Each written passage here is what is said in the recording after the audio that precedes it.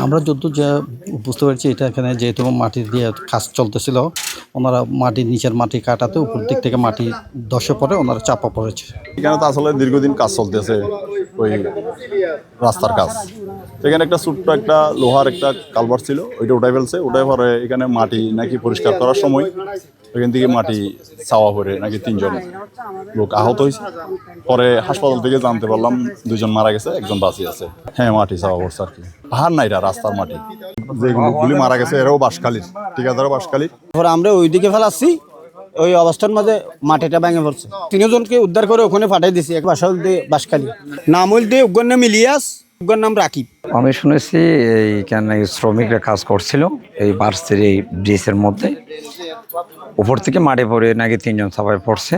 দ্রুত তাদেরকে এখান থেকে শ্রমিকরা উদ্ধার করে হাসপাতাল নিয়ে গেছে। 2জনের মৃত ঘোষণা করেছে, আর 1জন ট্রিটমেন্ট আছে। সচেতনতা ওনারা হয়তো ওনার তো আরও লোকজন ছিল, ওরা যেহেতু যারা ছিল ওনারা তো দেখে শুনে তো কাজ করতেছিল, কিন্তু কীভাবে পড়ছে এটা যারা প্রত্যক্ষদর্শী ওনারাই ভালো বলতে পারবে। ওইখানে হয়তো আমার মনে হয় তাদের কাজের একটু গাহরি দিয়েছিল, যে মানে এই মাটির এইগুলি কাটতে যে লাগে, এগুলি মনে হয় সেফটির জন্য এগুলি ছিল না।